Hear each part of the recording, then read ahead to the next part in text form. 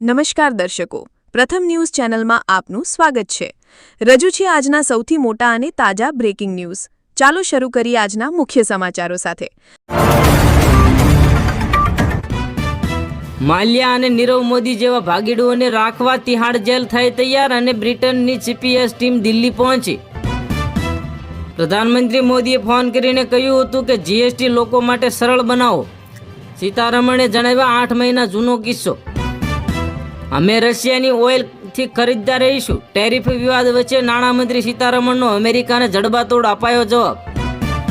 Social મીડિયામાં વિવાદિત ટિપ્પણી મામલે કેરળ કોંગ્રેસ ભૂલ સ્વીકારીને માફી માંગી। જવાબદાર નેતા VT બાલરામનું રાજીનામું। જમ્મુ કાશ્મીરમાં ભીડે રાષ્ટ્રીય ચિહ્ન તોડી નાખ્યું। હઝરત બલ દરગાહમાં શિલાલેખ પરથી અશોક સ્તંભ હટાવાયું।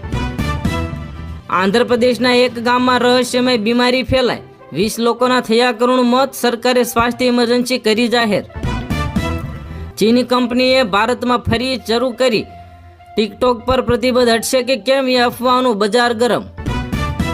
એર ઇન્ડિયાના વિમાનમાં ગરબડ। દિલ્હી ઇન્દોરની ફ્લાઇટના ઓઇલ ફિલ્ટરમાં ખામી સર્જાઈ અને 161 મુસાફરો સાથે ઇમરજન્સી લેન્ડિંગ કરાયું।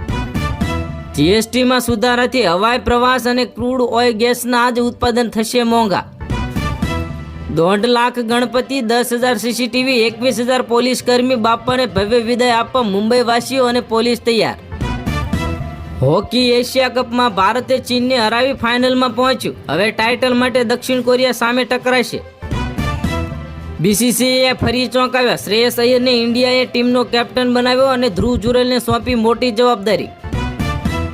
PM મોદીએ 10 દિવસ પછી નિવૃત્ત થશે અને રાષ્ટ્રપતિ મુર્મુ સાથેની મુલાકાતે મચાવી દીધી હલચલ। વાસ્તવિકતા જાણીને તમે પણ આશ્ચર્ય થઈ જશો। ટેકાના ભાવે વેચાણ કરવા થયેલી નોંધણીમાં બતાવેલા પાક અને સર્વે નંબરનો ડિજિટલ ક્રોપ અને સેટેલાઇટ ઇમેજ આધારિત વેરિફિકેશન થશે।